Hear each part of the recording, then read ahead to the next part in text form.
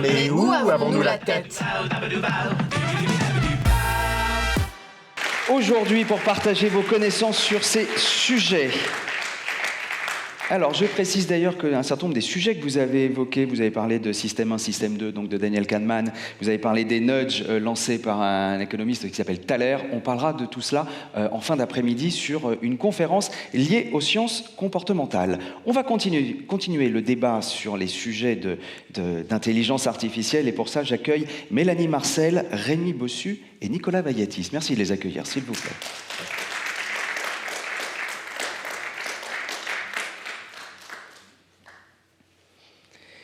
Bonjour à tous les trois. Allez, prenez place. Je vous présente donc mes invités. Mélanie Marcel, vous êtes ingénieure et cofondatrice de Socience, qui est un organisme valorisant la recherche responsable. Bonjour Mélanie, merci d'être avec nous. Bonjour. À vos côtés, Rémi Bossu, vous êtes expert en sciences des risques, secrétaire général d'Euromed Seismological Center et concepteur de l'application LastQuake, dont on a dit quelques mots tout à l'heure, en compagnie de Christian Ponsol. Bonjour Rémi et merci d'être avec nous. Et enfin Nicolas Vayatis, vous êtes mathématicien, professeur à l'ENS Paris-Saclay, spécialiste en sciences des données, machine learning et data mining. Bonjour Nicolas et merci d'être avec nous. Alors, il y a quelques instants, dans la conférence de Laurence de Villers, on a eu une définition de ce qu'était l'intelligence artificielle, une définition de McCarthy, elle date de 1955. C'est en gros des données, des algorithmes qui permettent de simuler les capacités cognitives de l'homme. On sait que finalement, c'est pas si simple, Nicolas Vayatis, de définir cette intelligence artificielle. Donc, au-delà peut-être d'une définition à la McCarthy, peut-être de nous dire ce que permet ou ce que ne permet pas l'intelligence artificielle. Une autre façon d'envisager l'intelligence artificielle, c'est... Alors le micro, voilà, je le dis, tiens, pour tous les intervenants, voilà, plus il se rapproche, mieux on vous entendra. D'accord. C'est intéressant, je trouve, de voir l'intelligence artificielle comme une interface entre l'humain et son environnement. Alors cette interface, elle est composée d'électronique, de technologies de communication, de logiciels, etc. Donc on a eu pas mal d'illustrations, je pense, dans le très bel exposé de Laurence tout à l'heure. Et ce que je trouve particulièrement intéressant d'étudier quand on pense à cette image de l'IA comme interface, c'est un peu une fenêtre sur le monde, mais on a envie de savoir si cette fenêtre, elle opère comme un masque, comme une loupe, comme une prothèse, peut-être un peu rigide. Donc finalement, c'est de faire la part entre ce qui est visible et invisible.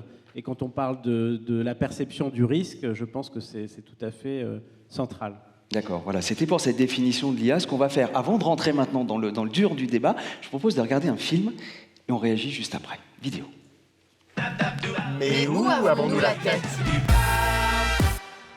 Le big data et l'intelligence artificielle sont désormais au cœur de toutes les nouvelles technologies. Ils font donc partie intégrante de notre vie. Cette application de navigation que vous utilisez au quotidien analyse en temps réel des quantités phénoménales de données. Devant cette révolution, nos réactions peuvent être positives quand la machine nous aide, mais aussi négatives quand nous sentons que nous perdons le contrôle. L'intelligence artificielle, qu'est-ce que vous en pensez ? L'intelligence artificielle, c'est bluffant, surtout quand on voit ce qu'on peut faire avec un simple téléphone portable. En même temps, ça n'empêche pas la circulation des fake news et des âneries via les réseaux sociaux. Les robots, c'est pas que des machines, ils nous aident, mais ça s'arrête là. Bonjour, je peux vous poser une question ? Ah oui, volontiers. Comment ressentez-vous la présence des nouvelles technologies dans votre vie ? Écoutez, moi j'utilise Waze, c'est top en fait pour éviter les bouchons. Et en plus, on s'entraide et c'est vraiment formidable. Et puis c'est un super avantage, c'est que c'est gratuit en fait. Merci, au revoir. Ça, c'est vraiment ouf. La nouvelle technologie, c'est super. Mais finalement, c'est moi qui choisis à la fin. Vous sentez-vous libre encore aujourd'hui de vos décisions ? Au début, je pensais que tout ce qu'on nous proposait était personnalisé. Et en fait, aujourd'hui, je me demande si c'est vraiment le cas. Je me demande même si, au final, on n'est pas tous des moutons. Libre, oui, mais on nous le fait croire. Mais je sais très bien qu'ils savent tout ce que je consomme. Dans le domaine de la prévention individuelle, ces nouvelles technologies offrent des atouts extraordinaires. Attention. Et elles proposent des solutions jusqu'alors inédites. Vous allez dépasser une ligne blanche continue. Il est aujourd'hui essentiel de s'interroger sur les limites techniques et éthiques de ces nouveaux outils. Mais où avons-nous la tête? Et nous allons d'ailleurs nous interroger avec mes invités sur ces limites techniques et éthiques. Peut-être réaction Mélanie Marcel à ce que vous avez entendu là ou à ce qu'a pu dire Laurence de Villers il y a quelques instants. Et puis ensuite, on rentrera évidemment avec vous dans le sujet de l'éthique. Oui, absolument. Alors, ce que je trouve très intéressant, c'est qu'on a parlé du lien machine-humain. Et on en a parlé d'un point de vue externe. Donc quand j'ai une interaction avec une machine qui est en face de moi et que je peux voir, ou alors sur un ordinateur, et effectivement là c'est déjà un peu plus caché, on va dire, on se rend souvent moins compte de ce qui se passe.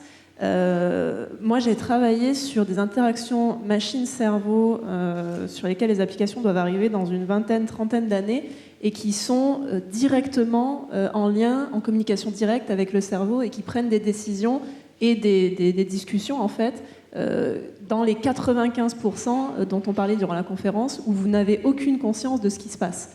Et donc, on se rend bien compte que si les technologies vont vers là, et si c'est ce qu'on finit par mettre en place, toutes les questions qu'on discute aujourd'hui, les questions d'éthique, de liberté, de choix, de design de ces technologies, vont devenir, alors elles sont déjà, mais elles vont devenir de plus en plus essentielles. Et donc les discussions qu'on a aujourd'hui sont vraiment cruciales en fait, parce que la technologie continue de se développer. Rémi Bossu, réaction par rapport aux interrogations des gens qui ont été interrogés dans la rue.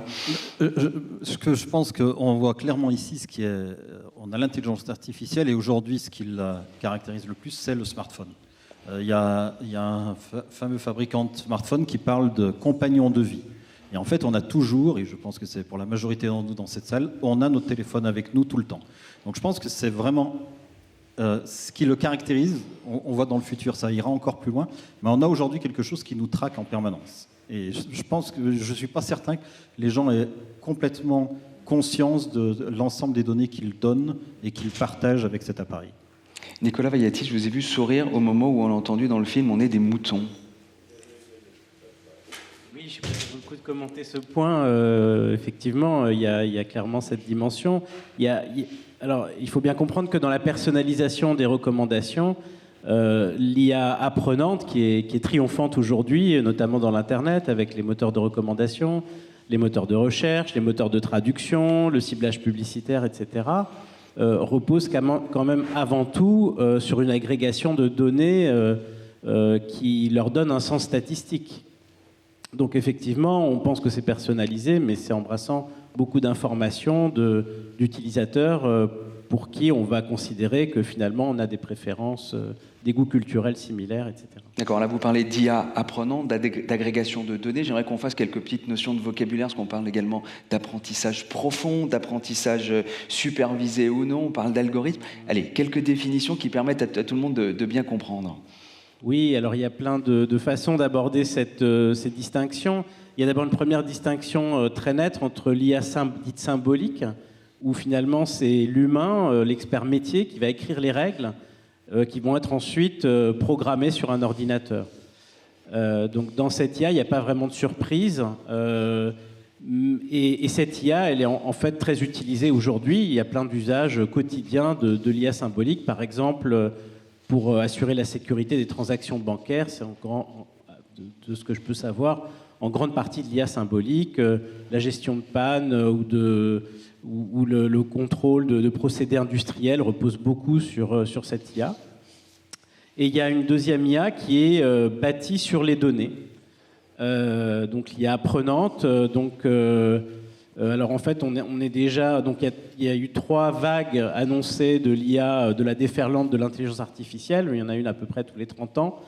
Donc la première était largement portée par l'IA symbolique. Les 2 suivantes ont été portées par l'IA apprenante. Maintenant, je pense que. Alors vous avez parlé de profond, symbolique, peu profond. Il y a aussi ces 3 niveaux. Avec des niveaux de maturité qui sont variables. L'apprentissage profond, c'est de loin lié à la moins mature, d'une certaine manière, même s'il y a beaucoup de réussites technologiques qu'elle porte. Mais après, apprentissage profond, ça veut dire qu'il s'auto-alimente à partir de données. Voilà, c'est des structures qui sont beaucoup plus riches et qui ont une capacité d'interpréter des données de manière beaucoup plus large. Donc, si on veut interpréter toutes les images du monde, comme on peut le faire sur certaines plateformes d'Internet, évidemment, il faut derrière des architectures de traitement de l'information qui sont capables de donner du sens à cette richesse, à cette diversité d'informations finalement. Donc voilà, ça quelque part, ça tend à argumenter en faveur de l'usage de l'apprentissage profond dans d'autres usages que l'Internet, mais là on rencontre beaucoup de difficultés, puisque en fait on n'a pas forcément les mêmes masses de données. Il faut aussi être bien conscient que derrière cette magie de l'IA, voilà, qui arrive instantanément à, par exemple, décrire une photographie, à identifier les personnes qui sont sur la photographie, voilà, est-ce qu'il s'agit d'une photo prise en extérieur, etc., les différents éléments constitutifs de la scène. Il y a énormément de travail humain, donc on parle beaucoup des travailleurs invisibles aujourd'hui, etc., et c'est une condition sine qua non pour arriver à mettre en place cette IA. Et puis je pense un autre volet aussi dont on commence à prendre conscience, c'est aussi tout l'investissement et le coût énergétique en fait qui est lié à la mise en place de cette IA. Et donc ça amène des contraintes et donc il n'est pas du tout clair qu'on pourra l'étendre en fait dans tous les secteurs de l'activité humaine. Voilà. Ce que je voulais dire aussi, c'est qu'il y a cette façon de cartographier l'IA par les principes ou par les modalités finalement de conception, mais il y a aussi des choix de conception qui sont déterminants. Et là, il y a une certaine liberté, une marge de manœuvre importante. Donc c'est pour ça que c'est important de réguler, c'est important de sensibiliser, de faire de la pédagogie, parce qu'il n'y a pas une façon de développer l'IA. L'IA, elle pourra être respectueuse de l'éthique ou pas. Voilà, on reviendra sur ces sujets évidemment d'éthique tout à l'heure, on parlera de choix de conception, mais voilà, au moins on a ce tableau entre cette IA dite symbolique et cette IA apprenante, une qui est définie par rapport à des règles écrites par celui qui crée, et puis la deuxième qui est plus alimentée par rapport aux données. Rémi Bossu, dans la spécialité qui est la vôtre en tant qu'expert en sciences des risques et dans la sismologie, qu'est-ce que l'IA apporte ? En fait, c'est ce que je disais tout à l'heure, c'est les algorithmes associés au téléphone. En fait, on a parlé beaucoup des risques de ces approches. Il y a aussi un aspect positif, c'est qu'aujourd'hui, avec le téléphone, on peut apporter l'information à la bonne personne au bon moment et au bon endroit. Donc, on peut faire absolument quelque chose de très ciblé. Et c'est ce qu'on essaye de faire, nous, avec notre approche, c'est-à-dire que même aujourd'hui, je suis persuadé que si on faisait un sondage dans la salle, c'est organisé par une société d'assurance, une fondation d'assurance, je suis sûr que personne n'a regardé ou quasi personne n'a regardé quel est le plan d'évacuation de la salle en cas d'incendie. Donc en fait, on voit qu'aujourd'hui, on a les informations et pourtant, les gens, et nous-mêmes, ne les prenons pas en compte. C'est exactement pareil pour les séismes. Si vous voulez savoir comment vous préparer au séisme, vous avez toutes les informations disponibles. En pratique, ce qu'on fait avec notre approche, donc l'Astquake, c'est essayer de détecter quand est-ce que les gens recherchent cette information pour leur apporter de manière extrêmement rapide. Donc en pratique, on va regarder par exemple si les gens qui ouvrent notre application en même temps, simplement pour voir, il y a une demande d'information, il se passe probablement quelque chose et on apporte cette information. Parce que sur l'Astquake, il y a donc en cas de séisme, une alerte qui est donnée, donc tous les gens qui ont à disposition cette application peuvent soit se renseigner sur ce qui se passe, soit eux-mêmes également apporter de l'information. C'est ça l'idée, c'est de l'entrant, il y a de l'input et de l'output. Exactement. Donc en fait, on essaye de répondre aux questions donc aux besoins d'information des témoins. Et une fois qu'on les a, c'est un peu là aussi du nudge, c'est-à-dire une fois qu'on les a accrochés, on leur demande quel est votre témoignage, quelle est votre expérience du séisme. On intègre ces données pour faire des cartes d'effet des séismes et qui sont elles-mêmes repartagées, donc d'abord avec les citoyens, mais aussi dans le cadre d'un consortium européen. C'est quelque chose qui nous permet de mieux évaluer l'impact des risques et d'informer la protection civile européenne. Donc c'est vraiment quelque chose, on essaye de répondre aux besoins d'information des témoins immédiatement après le séisme. En apportant cette information, on les accroche, on les engage, comme on dit en anglais, je n'ai jamais vraiment trouvé l'équivalent. Et on demande aux gens, partagez votre expérience. Les gens partagent leur expérience, on compile ces données et on en fait une information supplémentaire qu'on n'a pas forcément avec la sismologie, qui est vraiment l'impact du séisme, les effets du séisme. Et ça va extrêmement vite.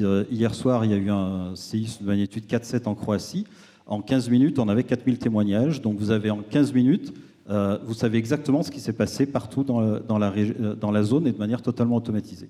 D'accord, vous avez employé le terme de nudge. J'ai l'impression qu'on emploie le terme de nudge maintenant un petit peu partout et dans tous les... en quoi, là, c'est un nudge, le fait que les gens vous... Enfin, donc, je ne saisis pas bien, là, sur ce moment-là. En fait, personne va spontanément fournir une information. La première chose que vous devez faire, c'est répondre à un besoin. Donc, les gens viennent chez nous parce qu'ils recherchent une information sur les séismes. Donc, je vais prendre un exemple. On a eu il y a quelques années un séisme en Angleterre. Personne ne nous connaissait en Angleterre parce qu'il y a peu de sismicité, donc les gens n'ont pas notre app. Ils ressentent un séisme, ils sont des centaines de milliers à chercher de l'information. Ce qu'on voit, nous, c'est tout d'un coup le nombre de visiteurs sur notre site. Donc on a un des principaux sites d'information sismologique au monde. On voit que ça explose, on voit que ça vient de la région de Swansea. Donc on dit simplement, donc en quelques dizaines de secondes, il semble qu'il y ait eu un séisme à Swansea, merci de témoigner. Ça suffit pour enclencher cette collecte, ce crowdsourcing, donc cette collecte d'informations. Si vous ne le mettez pas, les gens partent. Donc vous avez besoin de répondre d'abord à un besoin pour que les gens se sentent impliqués. Est-ce que ça fait partie de ce qu'on appelle les sciences citoyennes, les sciences participatives? Le fait que, finalement, les gens qui utilisent votre application sont aussi apporteurs d'informations et co-créateurs, finalement, de l'information en direct. Tout à fait. Et encore une fois, pour que les gens utilisent, donc nous, on a un intérêt scientifique et aussi pour aider à la réponse au séisme, on a besoin des observations, donc on collecte aussi les photos, par exemple, les photos géolocalisées en cas de dommages, mais l'efficacité dépend du nombre de personnes qui vont l'utiliser. Et plus on veut avoir de gens qui l'utilisent, plus il faut comprendre les besoins. Donc c'est pour ça qu'on a été probablement un des premiers centres sismologiques à avoir une sociologue dans notre équipe, simplement parce qu'on a besoin de comprendre les besoins, on a besoin de répondre aux besoins. Alors je vais prendre un exemple qui est, quand on collecte les témoignages, et en fait, on s'est rendu compte, donc on avait une partie commentaire où on demandait aux gens, est-ce que vous avez des observations type qui ne sont pas décrites, type par exemple une rivière détournée, etc. Et en fait, les gens ont commencé à l'utiliser, enfin l'ont utilisé immédiatement pour exprimer leurs émotions. Et en fait, donc, on voyait bien qu'il y avait un réel besoin des gens d'exprimer leurs commentaires. Donc on a totalement changé notre point de vue. Au départ, on n'avait aucune utilité de ce type de commentaires, mais on a laissé les gens mettre ces commentaires et on les partage sur l'app parce que c'est quelque chose qui est aujourd'hui plébiscité par les utilisateurs. Les gens ont besoin de s'exprimer, pas simplement de cliquer pour dire il y a eu des dégâts, il n'y a pas eu de dégâts, ils ont besoin aussi de s'exprimer. Donc on essaie constamment de comprendre ce dont les gens ont besoin, mais mieux répondre à leurs besoins pour avoir plus d'utilisateurs et pour pouvoir améliorer nos services. D'accord, c'est-à-dire que là, vous utilisez la donnée des commentaires pour améliorer l'application. Alors, pour l'instant, on ne les exploite pas, parce que c'est quelque chose de très compliqué, en tout cas, on n'a pas les compétences en interne, mais clairement, il y a une information aussi qui peut être, à mon avis, qui est quelque chose qui est totalement sous-estimé aujourd'hui en sismologie, en tout cas peu évalué, c'est-à-dire comment évolue le niveau d'anxiété après un séisme. Donc après un séisme, vous avez souvent des répliques, et intuitivement, parce qu'on en lit beaucoup, on voit la positivité ou la négativité des commentaires évoluer en fonction du temps. Donc je pense qu'il y a beaucoup d'informations qui sont maintenant disponibles. Pour l'instant, le seul usage qu'il y en ait, c'est pouvoir permettre aux gens de s'exprimer et de le publier sur l'app et de pouvoir le voir. Alors, vous disiez tout à l'heure, finalement, les gens veulent l'information qu'au moment où ils en ont besoin. Vous évoquiez le plan d'évacuation. Est-ce que là, sur l'application Lastquake, vous avez des gens qui ne sont pas, entre guillemets, victimes d'un tremblement de terre, mais qui vont chercher de l'information, de savoir, qu'est-ce que je dois faire si jamais il y a un séisme? Ou est-ce que l'information, les données qu'en push au moment où ils sont alertés, où eux sont lanceurs d'alerte sur le séisme? Donc l'information est disponible sur l'app en permanence. Je ne suis pas sûr qu'elle soit très utilisée. Par contre, juste après le séisme du Népal, donc en 2015, on a demandé aux gens, mais qu'est-ce que vous voulez en plus? Et la première chose que les gens nous avaient dit, dites-nous ce qu'il faut faire après un séisme. Donc là encore, on essaye d'être à l'écoute. Et donc ce qu'on a fait, puisqu'on travaille à l'échelle mondiale, on essaye d'avoir un maximum de communication visuelle. Donc aujourd'hui, quand on sait qu'il y a un séisme très fort, les gens ne vont pas simplement recevoir la magnitude et la localisation du séisme, mais ceux qui ont été impactés par une forte secousse vont recevoir ces faites et ne faites pas. C'est-à-dire, par exemple, si donc ça arrive quelques minutes après le séisme, évacuer le bâtiment s'il y a des fissures, ne pas téléphoner aux urgences, sauf si vous avez réellement s'il y a des blessés, etc. On sait que c'est apprécié, c'est très difficile par contre de voir l'impact. Ce que les gens nous retournent par contre quand on leur dit, c'est que le fait d'avoir de l'information réduit les calmes. Et ça, c'est aussi quelque chose de très important. C'est vraiment quelque chose qui revient systématiquement. Les gens très difficile d'évaluer. Encore une fois, c'est pas ce qui va empêcher un bâtiment de s'écrouler. Donc clairement, c'est pas quelque chose qui peut être l'alpha et l'oméga de la prévention du risque sismique. Mais ce que les gens nous disent, c'est qu'il ça traite une dimension psychologique de l'impact des séismes. Et encore une fois, c'est quelque chose qui est très très peu vu. Alors, je vais raconter une petite anecdote. Juste avant le début du Covid, j'étais allé en Albanie parce que j'avais été invité par des gens. Les gens avaient organisé un hackathon suite à un séisme qui a eu quelques mois avant pour nous aider aussi à faire évoluer nos services. Et il y a quelqu'un qui est venu me voir, c'était une dame qui est venue me voir, elle me dit, mais donc il y a eu 50 morts dans ce séisme en novembre, et en fait elle m'a dit, moi je suis une victime, mais je ne peux pas en parler, parce qu'elle dit, j'ai pas perdu de proches, j'ai pas été blessé, mon appartement va bien, sauf que 6 mois après, je suis toujours paniquée, je ne peux pas rester toute seule dans un appartement. Et je ne peux pas dire que je suis une victime, simplement parce qu'il y a des gens qui ont perdu beaucoup plus que moi. Donc je pense que ça illustre vraiment le fait qu'il y a beaucoup de besoins, et ça c'est quelque chose qui, à ma connaissance, n'était pas identifié en sismologie jusqu'à très récemment, et qu'on ne sait pas traiter aujourd'hui. Donc on voit que ça ouvre aussi des perspectives qu'on n'avait pas envisagées, en tout cas moi je n'avais pas du tout envisagé il y a encore 18 mois. Alors, on reviendra sur le sujet de l'Earthquake tout à l'heure, puisque là, on est dans une logique de prévention personnalisée, et on verra si vous avez réussi à créer une communauté autour de ça. Nicolas Vayatis, en quoi, aujourd'hui, ces robots, ces machines, tous ces appareils qui font notre quotidien dans le numérique, peuvent nous aider dans la prévention des risques ? Le potentiel technologique, il est réel. Enfin, j'ai envie de dire, c'est juste un problème d'assemblage, d'une certaine manière, de certaines choses. Après, ça ne veut pas dire qu'on va y arriver pour différentes raisons. Tout d'abord, quand on parle de prévention personnalisée, il y a un premier point qui est le sujet de la mesure. Il faut pouvoir mesurer. Et il faut pouvoir mesurer dans la durée pour définir des enveloppes de fonctionnement, d'opération, de comportement, et à partir de là, évaluer des écarts par rapport à ces enveloppes comportementales.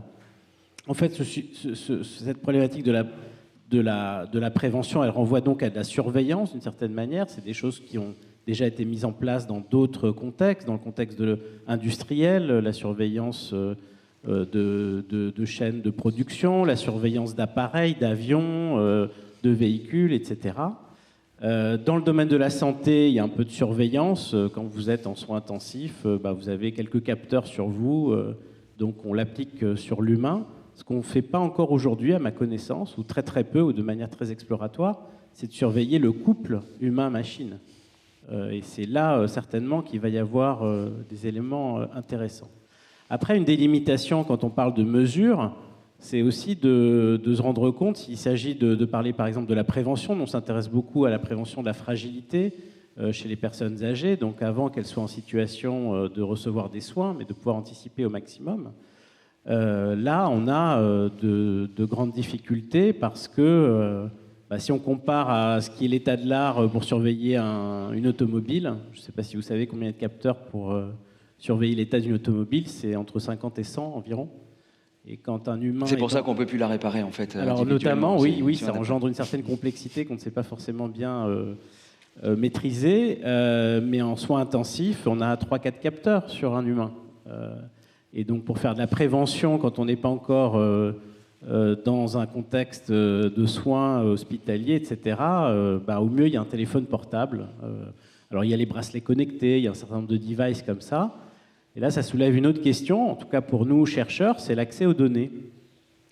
En fait, on est privé des données brutes. Il faut souvent des données brutes, des données synchronisées. Ça soulève pas mal de questions. Et aujourd'hui, les industriels n'ouvrent pas ces données. Même dans le contexte hospitalier, finalement, même dans des situations extrêmes, comme ça a été le cas pendant les attentats à Paris, lors du Bataclan, les respirateurs de l'armée française n'avaient pas accès aux données brutes qui étaient dans ces machines. Donc donc ça c'est un vrai sujet, l'accès aux données brutes. Et puis l'autre difficulté, qui est aussi une difficulté organisationnelle, mais je pense avant tout politique, c'est d'être en capacité de concentrer finalement l'accès aux données, l'expertise, à la fois l'expertise technologique et l'expertise du terrain, l'expertise métier. Donc, quelque part, il faudrait combiner ces 3 éléments.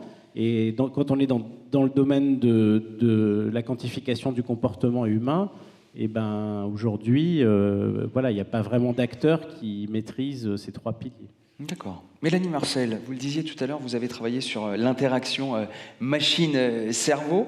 Qu'est-ce que vous pensez, vous, de ces évolutions de l'intelligence artificielle et qu'est-ce qu'elle apporte en matière de prévention et d'aide à la décision ? Effectivement, alors c'est ce que je disais un petit peu tout à l'heure, c'est vraiment des questions qui sont extrêmement importantes parce que ça va se développer de plus en plus.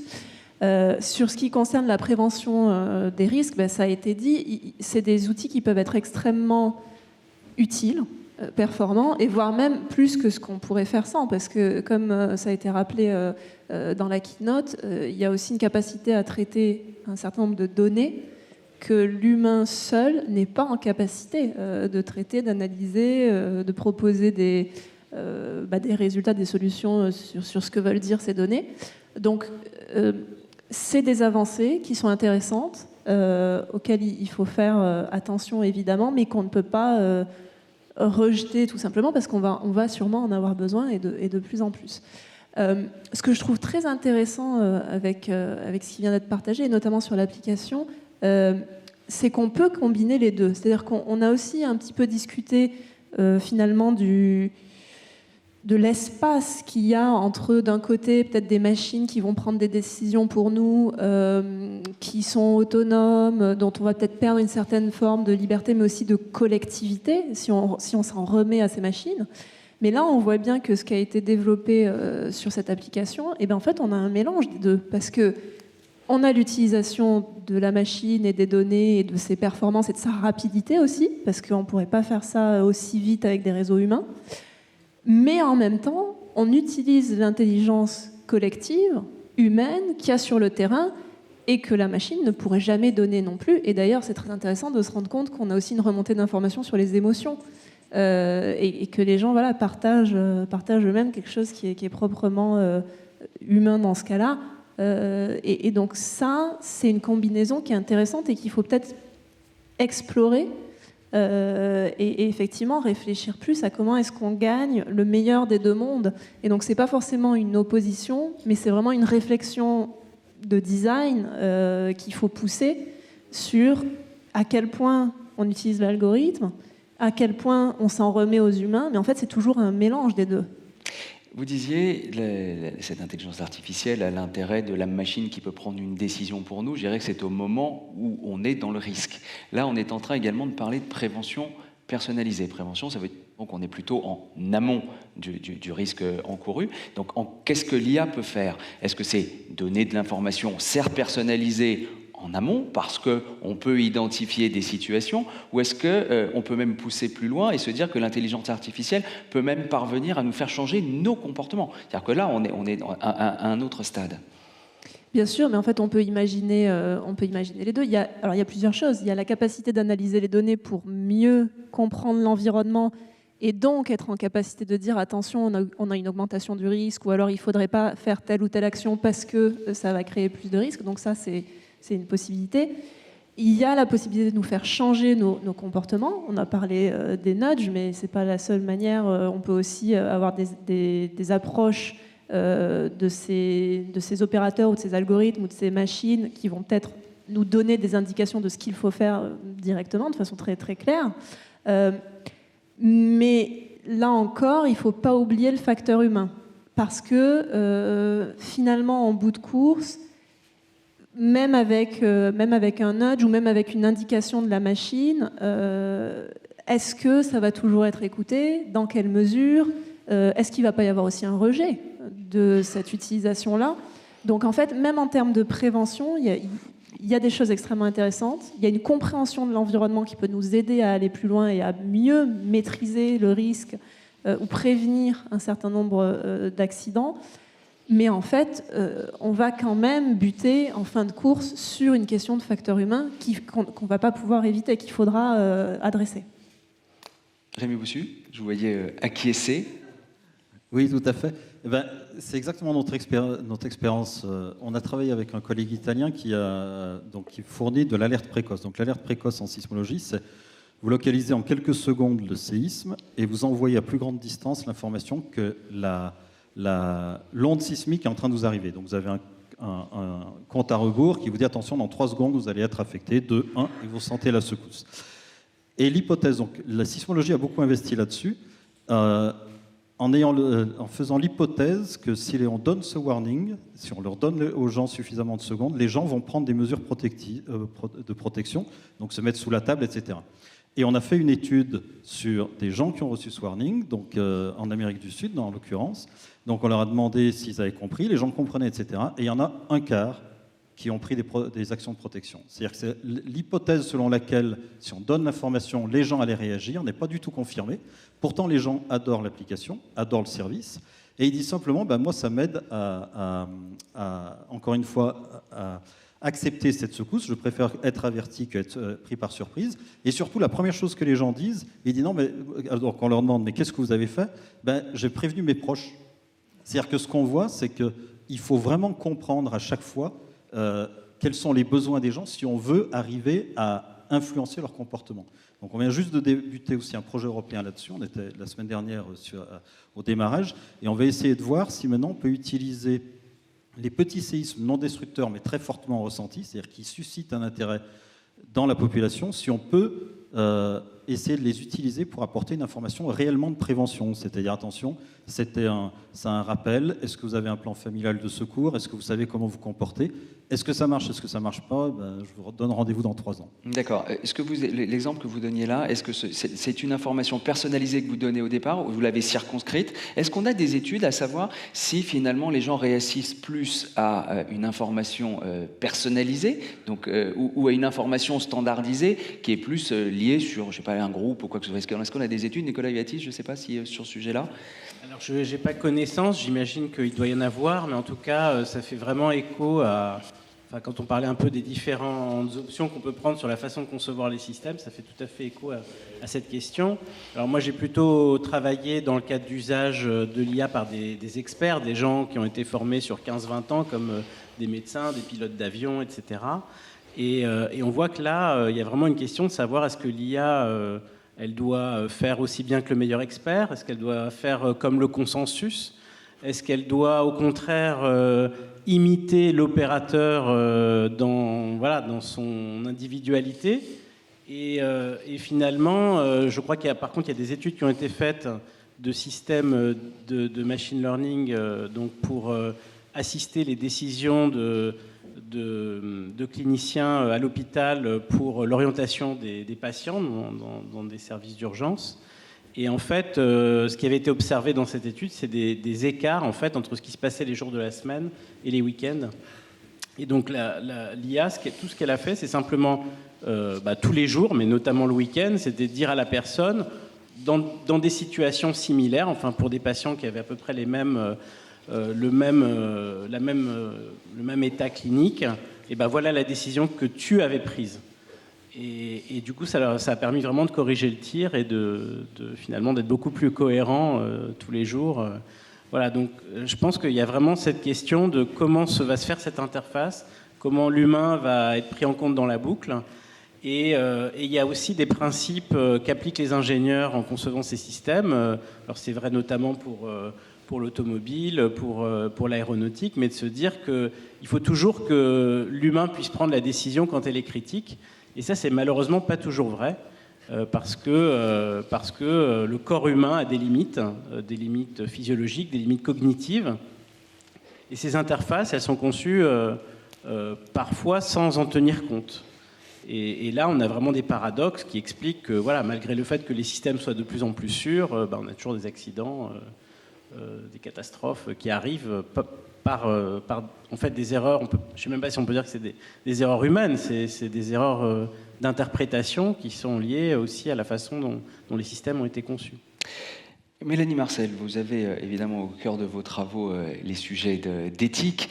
Lorsque l'on parle de prévention personnalisée, cela veut dire qu'évidemment il faut avoir le maximum de données sur la personne. Donc ça veut dire qu'il faut assurer, Laurence de Villers parlait d'un tracking tout à l'heure, on a du monitoring. On va rentrer dans ce sujet-là, mais peut-être déjà plus globalement, quelles sont les grandes problématiques et les grandes questions éthiques qui sont posées avec l'utilisation de l'intelligence artificielle ? Alors, on en a évoqué déjà quelques-uns. Il y avait évidemment la question du choix, du libre arbitre en fin de course qui prend la décision finale. Et donc, ça pose une question de responsabilité. Et notamment, là, on est en train de parler d'accidents, de catastrophes, donc on est aussi en train de parler de vie ou de mort. Et donc, il y a une question qui est extrêmement forte et qui est de savoir, en cas de décès ou en cas d'un accident où finalement il y a une décision qui doit être prise, ou alors même dans la santé, où il y a une décision qui doit être prise et puis on est vraiment sur un sujet qui peut mener à la mort de quelqu'un, qui en est responsable? Et d'ailleurs, il y a des questions sur le point de vue légal, de est-ce qu'il faut réfléchir à une responsabilité des algorithmes. Enfin, voilà, c'est toutes ces questions-là qui s'ouvrent et qui posent des très grosses questions. Et moi, j'aimerais bien revenir. Alors, il y a une question de biais qui est importante, et je pense qu'on va en parler un petit peu. Mais il y a une question dont on ne parle pas beaucoup autour des machines, et qui est la question des valeurs qu'on met en fait à l'intérieur de nos algorithmes, parfois sans s'en rendre compte et sans même y penser. Je vous donne un exemple très simple qu'on a tous vécu, je pense. Quand vous prenez votre GPS et que vous voulez aller d'un point A à un point B, il vous donne une route, vous la suivez, et vous ne vous demandez pas quelles sont les valeurs qui sont mises en avant dans ce trajet. Et en fait, si on se pose un peu la question, qu'est-ce que c'est comme valeur ? Aujourd'hui, c'est la valeur de la performance. C'est-à-dire qu'il vous propose le chemin le plus rapide. Ou le moins cher, parfois. Parfois, c'est vrai qu'on peut aussi choisir. Ça peut être performance ou question économique. C'est vrai que des fois, il y a le choix. C'est assez intéressant. Parce que justement, c'est là que je veux en venir. Alors, souvent, on n'y pense pas, on ne réfléchit pas. On suit juste ce que nous indique le GPS. Mais moi, je sais pertinemment que quand je connais les rues et quand je sais où je vais et que je connais le quartier, je ne suis pas du tout forcément ce que me propose le GPS parce que j'ai d'autres valeurs que j'ai envie de suivre. J'ai par exemple avoir des rues que je préfère, que je trouve plus jolies ou que je trouve plus agréables. Ou alors je vais vouloir passer dans un magasin précis et du coup je vais changer mon trajet.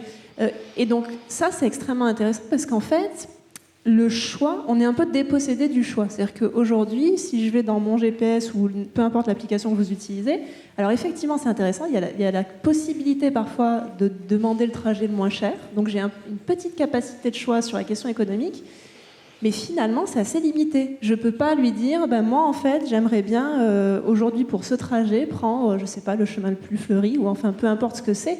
Mais en fait, on a un impact sur les valeurs. On ne réfléchit pas à cet impact-là, on n'y pense en général pas du tout. Mais donc ça, c'est une réflexion qui doit être menée et conduite auprès des concepteurs de ces intelligences artificielles, puisqu'on ne va pas... Je reprends ce que disait Laurence de Villers tout à l'heure, l'intelligence artificielle, le robot, n'a pas de toute façon cette pensée humaine. Alors absolument. Alors ça, c'est très intéressant, parce qu'effectivement, dans la façon dont les choses fonctionnent aujourd'hui, c'est plutôt une question de design, de concept. Est-ce que je peux, dans mon GPS, lui demander, faire un choix, en fait, à la place de la machine, sur la façon dont j'ai envie de mener mon trajet. Donc ça, effectivement, c'est une question de conception. Maintenant, et on va peut-être en parler un peu plus tard, ce qui est très important et très intéressant, je ne vais pas rentrer dans le détail ici, mais c'est de se demander qui fait aussi les choix de conception. Et donc, est-ce qu'on peut laisser les choix de conception uniquement aux personnes qui écrivent les algorithmes ou aux designers ? Et donc là, on touche un petit peu à une question qui a été évoquée rapidement ce matin, qui est la question de l'acceptabilité. Est-ce que c'est plus facile d'accepter une technologie dont je ne sais rien, finalement ? Ou est-ce qu'en participant à sa conception, je peux finalement... en fait, on va même plus loin que l'acceptabilité. C'est une question de co-création.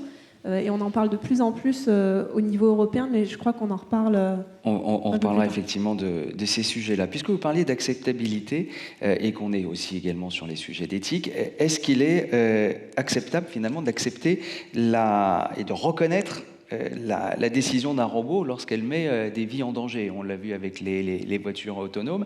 Donc la question que je pousse là, c'est est-ce qu'il y a une éthique dans l'intelligence artificielle, ce qui me paraît difficile quand Laurence de Villers passe de pensée calculante et non pas de pensée humaine. Nicolas Vayatis.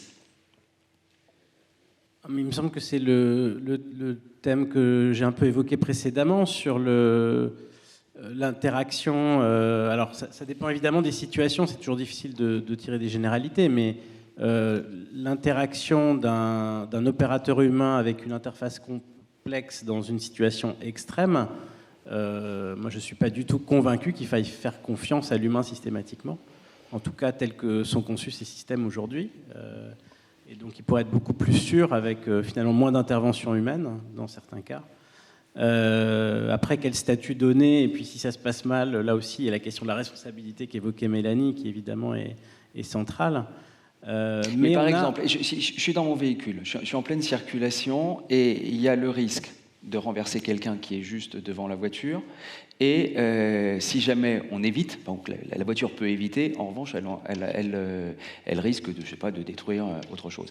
Donc là, comment l'intelligence artificielle peut décider de ce choix-là, et comment on peut le travailler en amont, et est-ce qu'on peut accepter que peut-être on va utiliser plutôt une valeur économique versus une valeur humaine?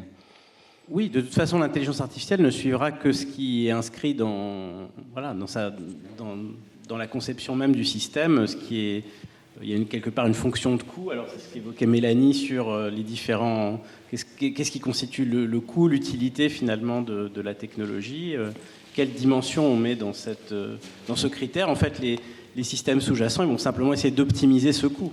Alors il peut être multiple, mais il faut les spécifier, ces différentes dimensions finalement de la performance au sens large du système, qui peut être...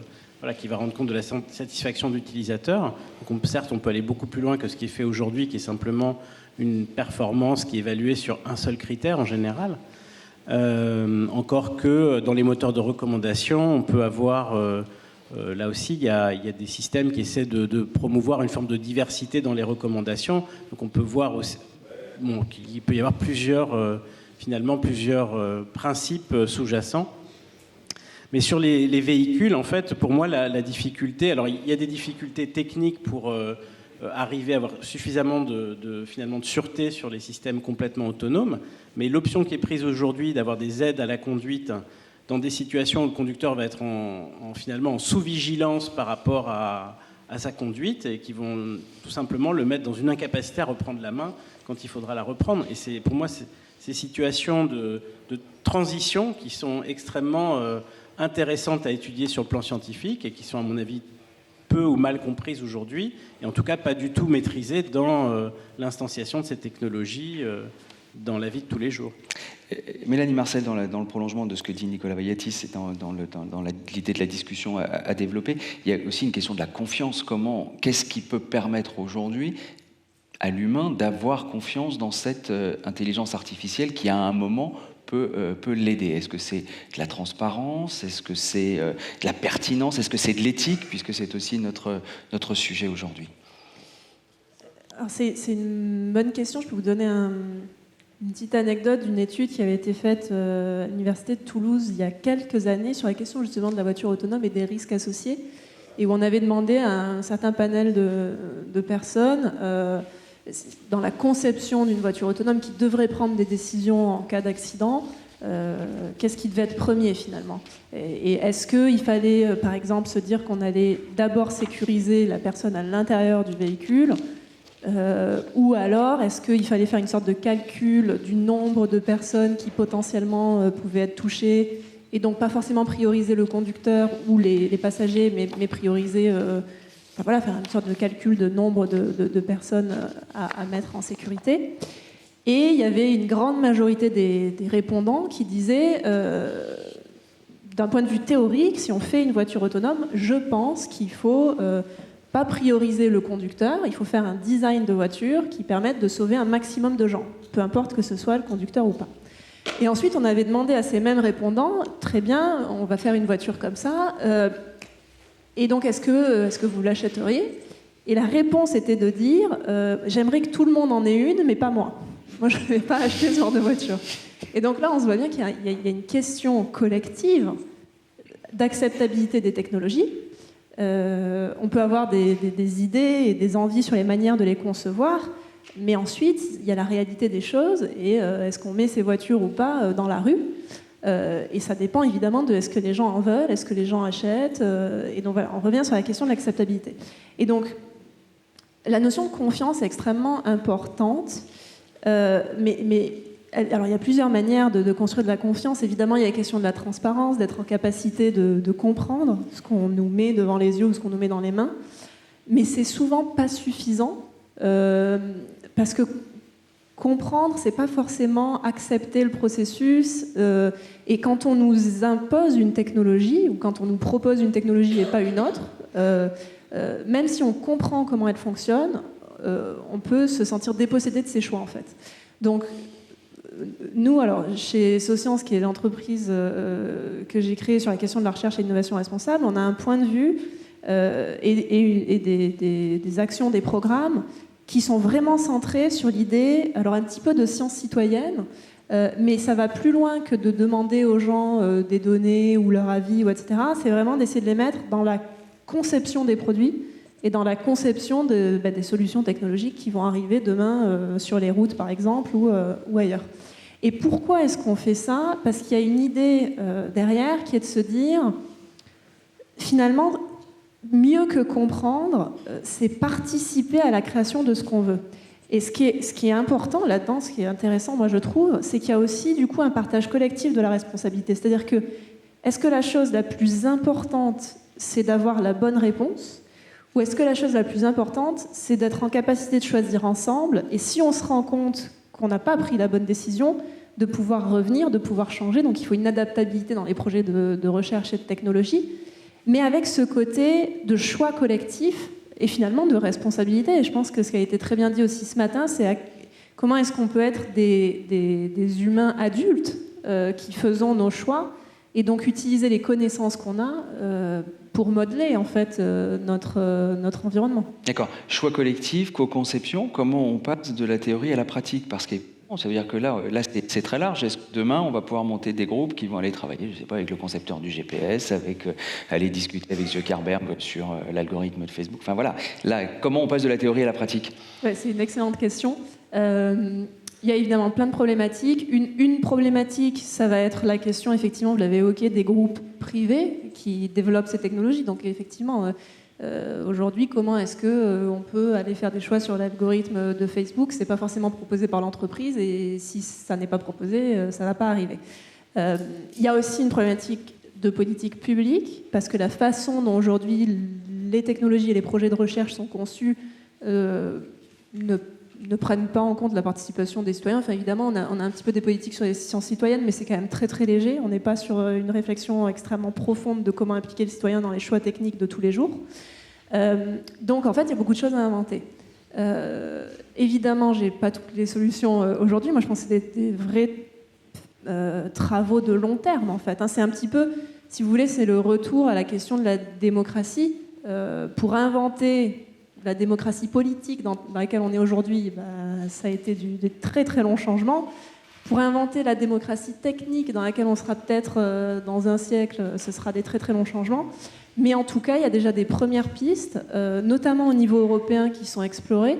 Et donc nous, chez Socience, on monte des programmes et des projets de recherche et d'innovation en partenariat avec autant des instituts publics de recherche que des entreprises qui acceptent le procédé, évidemment, encore faut-il qu'elles l'acceptent, où on met dans les groupes qui développent les technologies des représentants citoyens, des acteurs de la société civile, donc ça peut être des associations, ça peut être des ONG, mais disons des groupes de société civile qui sont organisés, c'est pas tout un chacun, c'est des groupes organisés, qui vont venir non seulement donner leur avis sur les technologies parce que peut-être ça les concerne, mais aussi co-créer ce qui va sortir sur le marché. Donc c'est vraiment l'approche qu'on prend, c'est pas la seule réponse, mais c'est une première réponse, et des réponses comme ça, ça commence en fait à foisonner parce qu'il y a une vraie demande sociétale.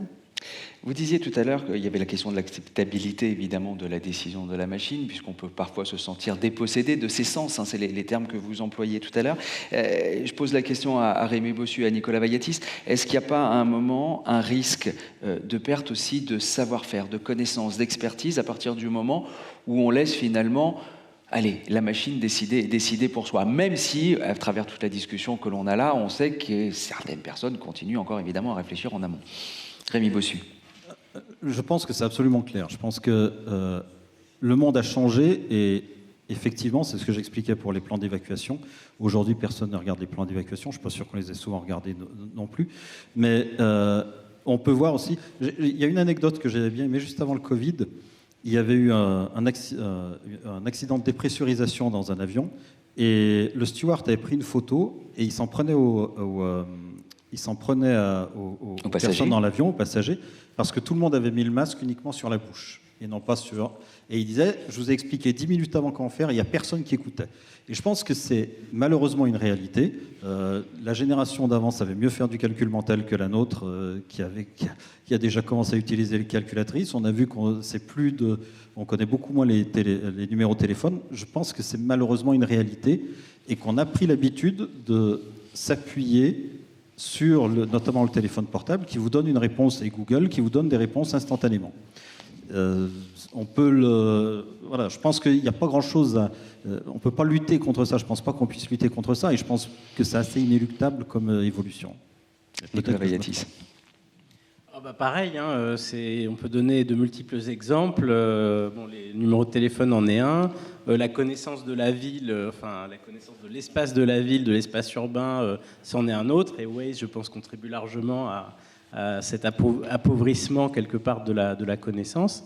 Et là où moi j'ai des craintes, c'est vraiment dans les domaines à forte expertise. C'est-à-dire que si demain on a des radiologues algorithmiques, est-ce qu'on n'est pas en train de se couper finalement de la capacité à développer de la connaissance sur le corps humain? Parce que en fait, ça présuppose de mettre en œuvre cette IA, d'avoir déjà codifié énormément de choses, donc d'avoir codifié même la connaissance, et en la codifiant, on perd cette capacité à la remettre en question d'une certaine manière. Donc après, ça peut être intéressant dans les périodes de formation des experts.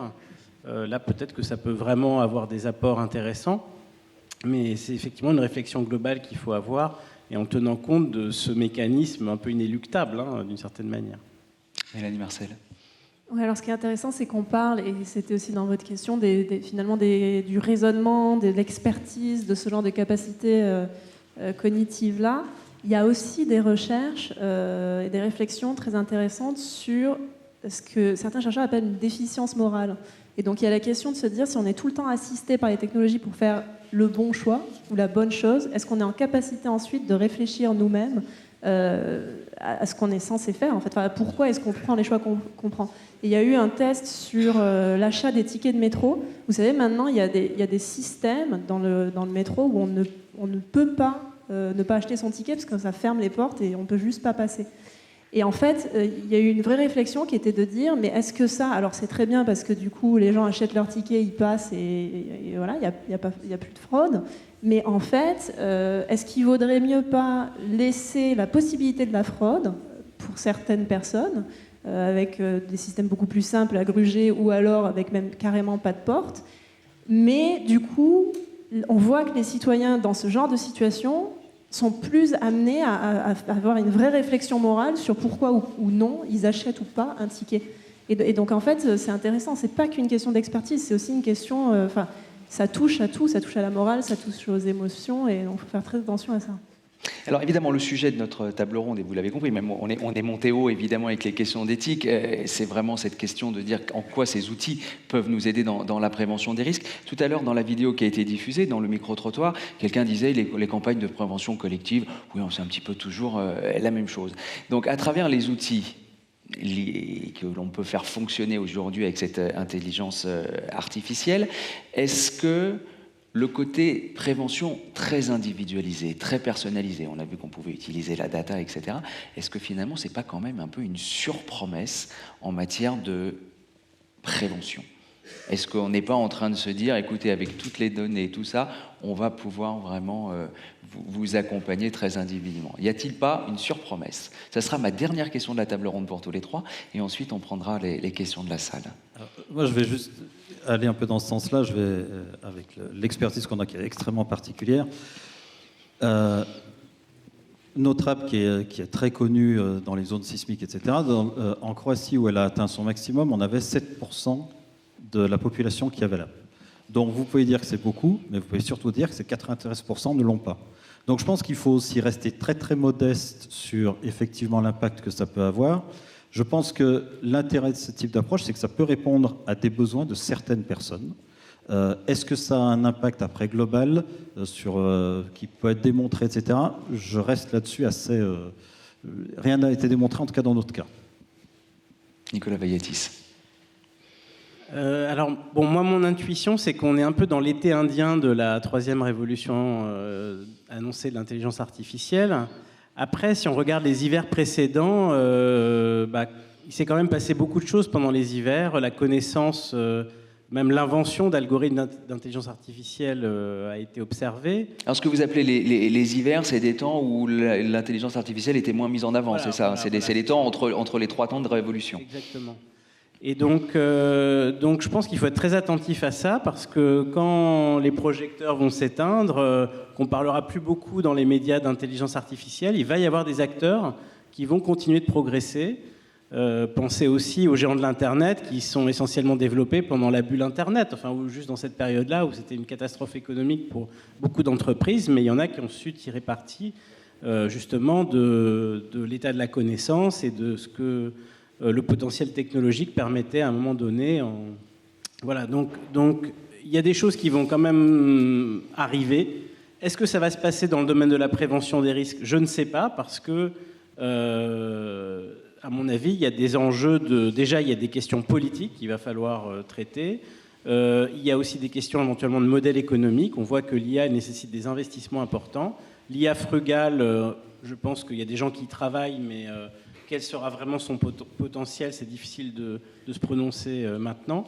Donc voilà, moi je ne mettrai pas tellement quelque part de bémol sur ce que peut faire la technologie, mais par contre sur la façon de la mettre en musique et d'allier quelque part l'intérêt des concepteurs et l'intérêt des usagers, et tout ça dans un contexte aussi géopolitique global qui est complexe. Voilà, pour moi, c'est un grand point d'interrogation. Voilà, on n'est pas encore au bout du potentiel, et attention à comment on utilise potentiellement ce potentiel. Mélanie Marcel. Oui, je pense que le mot humilité est intéressant et nous rappelle surtout que ça reste des disciplines scientifiques aussi. Et donc, souvent, on a des attentes ou des fantasmes par rapport à la technologie parce que ça peut être une vision plus de la population générale ou une vision des médias ou des choses un peu simplifiées. Quand on travaille dans le milieu, en général, quand on travaille très proche des technologies, on comprend fortement leurs limites et il y a évidemment beaucoup d'humilité sur la capacité à les faire avancer.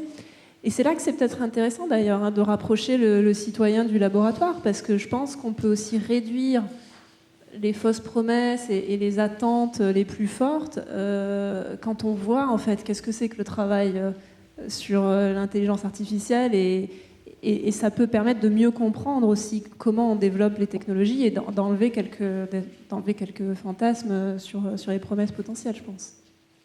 Merci à tous les trois. Alors, je me tourne vers la salle, ici. Y a-t-il des questions? Oui, monsieur, on va vous apporter un micro. Merci, ça marche, oui. Bonjour. Bonjour. Olivier Moret, délégué général de la Fondation Petzel. Nous, on travaille principalement sur la prévention des accidents de montagne, et on s'est intéressé naturellement à la question des avalanches qui tuent en moyenne 30 personnes par an, 39 l'année dernière. Depuis quelques années, on soutient et on accompagne le développement d'une application de préparation de sorties sur la neige. On ne parle pas là en station, on parle des sorties sur la neige non aménagée, ski de rando, raquettes, etc., qui s'appuie sur un algorithme vraiment assez performant, qui, chaque jour de l'hiver, évalue le risque sur quelques milliers d'itinéraires en France et en Suisse, en tenant compte des données du bulletin d'avalanche, des caractéristiques du terrain, en s'appuyant sur le modèle numérique de terrain que nous fournissent les services géographiques, aussi bien en Suisse qu'en France, et aussi en tenant compte de l'analyse de milliers d'accidents qui se sont passés, dont on tire un certain nombre d'enseignements par le biais des statistiques et des probabilités. Ça a à peu près 5 ans d'existence, cette application. Les résultats, pour ce qu'on en voit, sont assez bluffants, puisque dès qu'on analyse a posteriori des accidents, on s'aperçoit que l'algorithme, dans la plupart des cas, avait prévu, en tout cas, que la situation était particulièrement périlleuse à tel moment et à tel endroit, et parfois même, l'accident se produit à l'endroit même où l'algorithme avait dit « attention à cet endroit-là ». Voilà. Donc aujourd'hui, notre souci est moins la performance qui va être améliorée et qui doit continuer à s'améliorer avec de plus en plus de données, que justement ce que vous disiez, l'appropriation d'un tel outil par une communauté montagnarde qui, notamment chez les experts et notamment chez les guides de haute montagne, est assez réfractaire, voire parfois même assez violente par rapport à ce type d'outil, se sent peut-être dépossédé d'une partie de son savoir. Et nous, on reste assez perplexe puisque l'outil, alors après on peut toujours, il peut encore être amélioré, etc. Mais enfin, il apporte vraiment quelque chose. Et on se retrouve, on sent bien que l'enjeu aujourd'hui, c'est encore une fois moins l'amélioration de l'outil que son appropriation. Et c'est d'autant plus troublant que moi qui connais aussi pas mal le milieu maritime, je vois que dans le domaine de la mer, ça fait 20 ans que tous les navigateurs utilisent des systèmes de routage qui se les sont appropriés, que c'est totalement normal aujourd'hui de les utiliser. Or, dans le milieu de la montagne, qui est un milieu assez similaire, on va se confronter à un milieu sauvage, les résistances sont fortes. Et là, donc vous avez apporté un certain nombre d'éléments de réponse. Mon intervention avait aussi pour but de vous montrer que voilà, il y a des choses qui se développent. On a vu là pour les tremblements de terre, mais aussi pour d'autres types de risques. Mais on ne voit pas bien aujourd'hui, comment dénouer ce problème de l'appropriation par une communauté d'un outil qui, et là on n'est pas en train de savoir si on gruge le métro ou pas, c'est on vit ou on meurt. Enfin, l'enjeu il est quand même assez sérieux. Et donc voilà, c'est à la fois une question et puis une information. Merci en tout cas, voilà. Merci pour votre témoignage. On rejoint sur la question de l'appropriation, aussi la perte de savoir, en se disant finalement si on laisse ça à la machine, Alors je pense que vraiment l'appropriation, vous pouvez faire un test, vous pouvez aller sur l'App Store pour voir les apps, vous tapez les sciences citoyennes et vous verrez, vous trouverez des apps et la plupart ne sont pas téléchargées, ne sont pas utilisées. En fait, l'appropriation, c'est ce qu'il y a de plus difficile. Donc, j'ai donné un certain nombre de cours là-dessus, et c'est vraiment l'erreur que la plupart des projets de sciences citoyennes font. On voit ça sous l'aspect technique. Et en fait, c'est pas ça qui est le plus difficile la plupart du temps, c'est comment effectivement on rentre en contact avec la communauté qu'on vise, avec l'audience qu'on vise. Donc, j'ai pas de solution à vous apporter, malheureusement.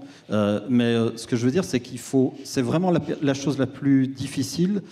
Quand il y a une communauté établie, on peut penser par exemple aux ornithologues qui ont été les premiers à faire de la science citoyenne, parce que ça fait plus de 100 ans que les gens font de la science citoyenne sans le savoir, en faisant des census, des recensements d'espèces, par exemple en Angleterre, ça a commencé il y a très longtemps. Pour la petite histoire, il y avait quelque chose qui s'appelait la chasse de Noël. Donc pour faire le recensement, on tuait tous les oiseaux qui bougeaient le jour de Noël et après on les comptait. Donc après, à partir de 1900, on a dit que c'était peut-être pas une bonne idée. Donc maintenant, on fait plutôt avec des appareils photo. Mais dans ce cas-là, qu'est-ce qu'ils ont fait ? Il y avait des groupes constitués, donc des associations d'ornithologues. En fait, ça a été co-créé. Et je pense que ça aussi, c'est ce que Mélanie disait, c'est quelque chose qui est très important. Les gens se sont mis avec la communauté existante pour essayer de co-créer les outils. Et ça marche extrêmement bien. Nous, dans le cas des séismes, il n'y a pas de communauté de témoins de séismes, parce que ça arrive heureusement pas souvent à titre individuel. Donc il a fallu trouver une stratégie qui puisse répondre à ce besoin. Donc tout d'un coup répondre aux besoins des témoins, et les témoins n'existent qu'à partir du moment où le séisme a eu lieu. Donc il a fallu trouver une stratégie pour trouver avec eux. Donc j'ai pas de solution magique à vous proposer, mais ce que je veux dire, c'est que c'est toujours ça. Là où il y a la plus grande difficulté des projets citoyens n'est pas l'aspect technique, c'est vraiment de trouver sa communauté, comment arriver à les impliquer. Oui, alors je ne connais pas très bien ce milieu de la montagne, mais ce que j'imagine, c'est peut-être que ce qu'il faut trouver, c'est une forme de récit, en fait, pour que l'algorithme s'adresse aux experts, en fait. Donc, de relier ça peut-être à leur expérience personnelle, des choses comme ça. qui pourrait les aider à mieux appréhender aussi. Alors bon, des fois, on parle trivialement d'explicabilité des algorithmes. Je ne sais pas ce que ça veut dire précisément d'expliquer ce que fait l'algorithme, mais je pense que le relier à une expérience personnelle, alors ça peut être par rapport à aux risques vécus par les personnes, parce que s'ils enregistrent tous les trajets qu'ils ont pu faire auparavant, et de croiser ça avec ce qui est dans les bases de données, de voir comment à quelle distance ils ont eu au risque auparavant. Peut-être que, je ne sais pas, ça peut créer du lien entre ce type de fonctionnalité et les utilisateurs. Enfin, c'est une suggestion. Suggestion. Ça, je sais pas. Merci. Nicolas Vailletis. D'autres questions ici dans la salle? Oui. Et ensuite, on prendra une ou deux questions qui nous viennent de celles et ceux qui nous regardent derrière l'écran. Oui, bonjour, ça fonctionne? Oui. Sandrine Spetter, Fondation Maïf. J'aimerais revenir sur un mot-clé de la journée qui est biais cognitif. Si je reviens à l'exemple que vous aviez donné sur les tremblements de terre, et puis on parlait également de processus décisionnels, est-ce que l'IA va demain pouvoir nous aider, ou aujourd'hui pouvoir nous aider à prévenir les risques en nous disant ce qu'il faut faire? Dans votre exemple, on avait un quart des personnes qui se mettaient sous la table. Donc tout de suite, je pense que je n'ai pas été la seule dans la salle à me dire « Waouh, ça fait quand même 3/4 qui ne s'y mettent pas ». Voilà. Donc, et pourtant, l'algorithme, il est bien conçu. Je suis sûre qu'il y avait des femmes et des hommes spécialistes des questions derrière ces algorithmes qui ont donné les bonnes données, rentré les bonnes données, etc.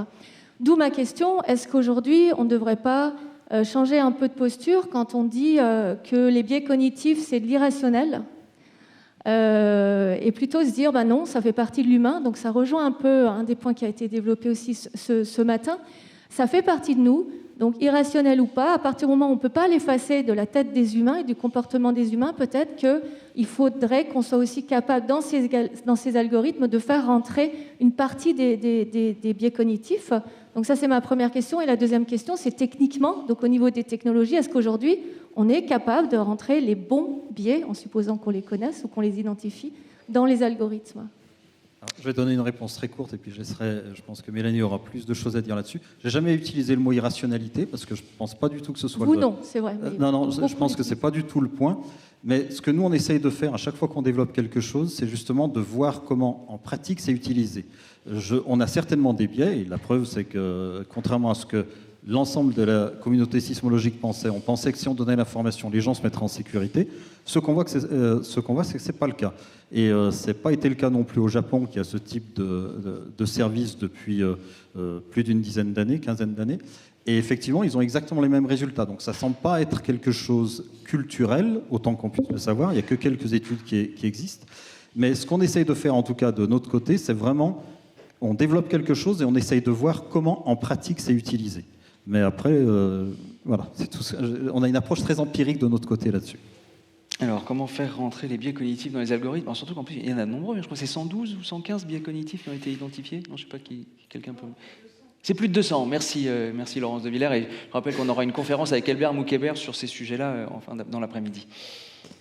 Alors, effectivement, moi je suis d'accord sur le constat, c'est-à-dire que c'est c'est une des façons dont fonctionne l'humain. Effectivement, je suis d'accord sur le fait qu'il ne faut pas le mettre sous une étiquette d'irrationalité, et c'est des choses qu'il faut prendre en compte, qu'il faut mieux comprendre.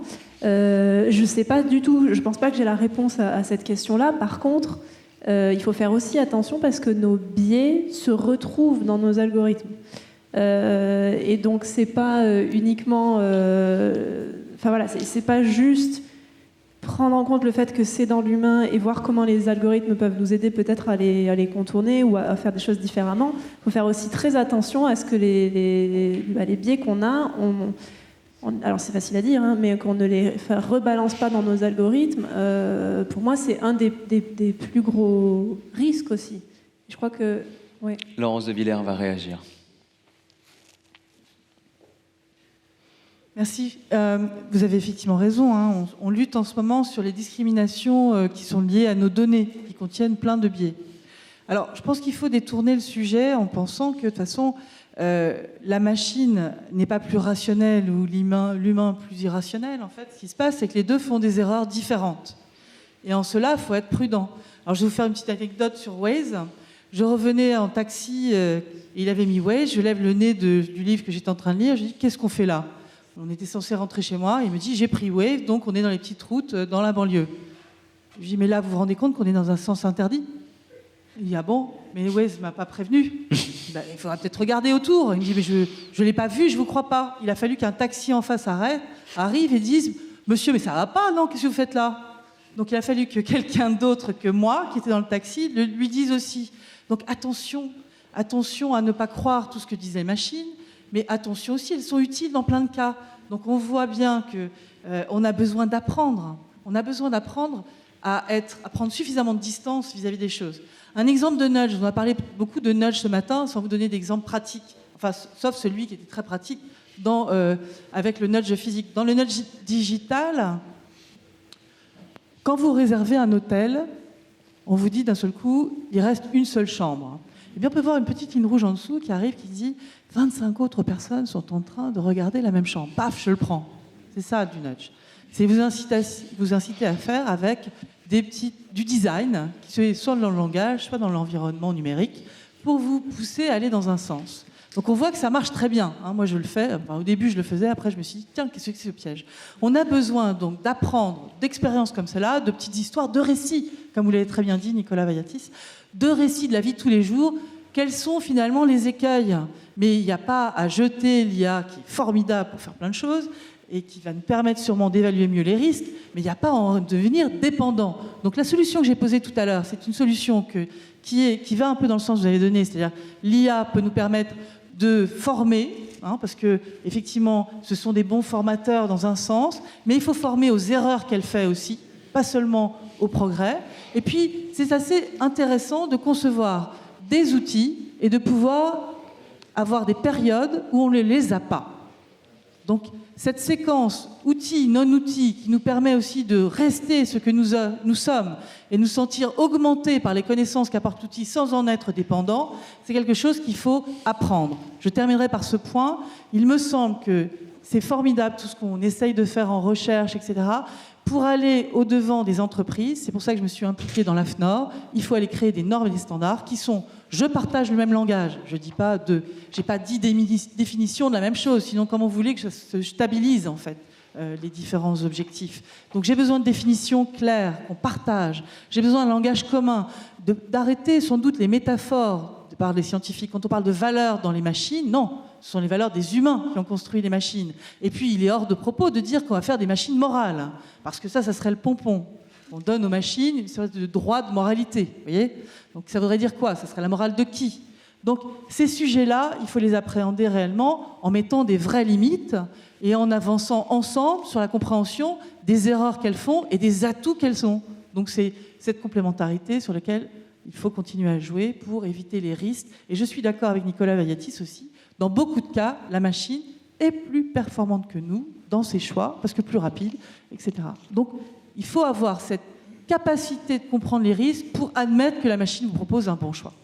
Ou la laisser faire dans certains cas, parce qu'on sait très bien que collectivement, on a décidé que c'était mieux pour tous et qu'il faut le considérer comme étant un savoir collectif et qui va plus loin que notre savoir individuel.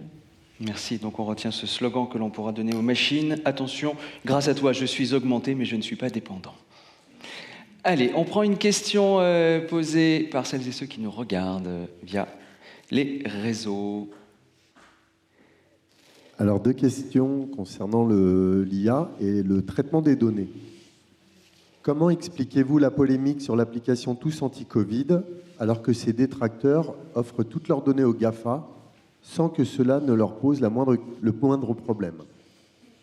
Enfin, une très grande connaissance des données individuelles ne permet-elle pas d'identifier les personnes à risque, en termes d'accident ou de santé par exemple, puis de les sortir des systèmes de couverture collective parce que trop coûteux? Alors, donc 2 questions. Une première sur, finalement, pourquoi je ne donne pas mes données à Tous Anti-Covid alors que je les file à Facebook? Est-ce que ce n'est pas une question d'utilisation peut-être aussi? Et d'utilité pour la personne qui donne les données? Je ne sais pas qui veut répondre. Mélanie, Rémi, Nicolas. Non, c'est une question quelque part compliquée parce que ça touche à ce qu'on disait, au facteur humain. C'est-à-dire qu'il y a plein de choses qui rentrent en jeu. Est-ce que les utilisateurs savent ce qu'ils donnent aux GAFAM ? Je ne suis pas sûre. On ne fait pas vraiment attention à ce genre de choses. Mais c'est-à-dire qu'on n'a pas lu les 25 pages ou 30 pages ou 40 pages, voire 200 pages de texte qui disent de ce que Facebook peut faire de nos données. Je ne sais pas quel est le pourcentage de gens qui lisent ces choses-là, et puis qui les comprennent, et puis peut-être que ça intéresse aussi. Enfin, donc c'est une vraie question. Est-ce qu'ils savent ? Est-ce que c'est des choses dont on parle dans le débat public ? Parce que quand cette application est sortie, on en a énormément parlé sur les plateaux télé, à la radio, donc on soulève les problèmes. Et donc les gens s'en emparent, commencent à réfléchir, etc. Donc est-ce que sur les GAFAM, on entend parler tant que ça ? Pas tant que ça. Quand même, régulièrement. Enfin, j'ai quand même le sentiment que l'utilisation de la donnée personnelle par les GAFAM est quand même régulièrement mise en accusation. Rémi Bossu. Il me semble, et là, je ne prétends pas être un spécialiste de cet aspect, mais je pense que la différence, c'est que les gens voient le bénéfice direct pour eux d'utiliser un service comme Facebook. Ils le voient moins forcément d'utiliser quelque chose comme anti-Covid. Et je pense que c'est là où on préfère fermer les yeux, par exemple, quand vous utilisez le moteur de recherche Google. Voilà, vous savez qu'il collecte beaucoup d'informations sur vous, mais en même temps, il apporte tellement de bénéfices que vous avez tendance un peu à oublier. Non, mais c'est tout à fait vrai. Oui. C'est et c'est marrant parce que finalement, c'est aussi l'approche que vous avez utilisée avec votre application, qui est de dire si je veux que les gens me donnent quelque chose, il faut que je leur donne quelque chose aussi.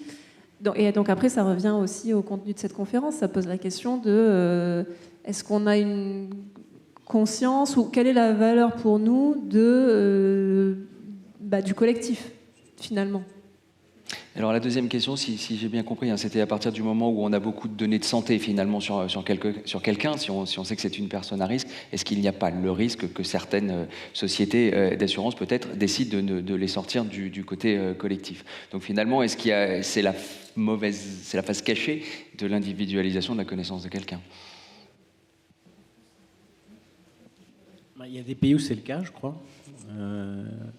Maintenant, en France, pour moi, c'est une question de législation, de politique, etc. Mais il y a quand même un enjeu à réduire le coût du risque. Donc, il faut pouvoir bien l'estimer de la manière la plus précise possible, et c'est dans l'intérêt collectif en réalité. Mélanie. Je pense que c'est effectivement une question politique, mais c'est aussi c'est important ce que disait, je crois, Laurence de Villers dans sa keynote. C'est des choix aussi collectifs. Comment est-ce qu'on décide de se protéger ensemble, de s'assurer ensemble ? Donc on peut peut-être avoir ces informations-là. Ça ne présume pas de la manière dont on va les utiliser, et donc est-ce qu'on va sortir ou pas ces personnes-là du collectif ? On peut tout à fait avoir les informations et décider de les utiliser d'une manière différente. Merci beaucoup à tous les trois d'avoir été ce matin. Je pense qu'on peut remercier nos trois intervenants, Nicolas Vayatis, Rémi Bossu, Mélanie Marcel.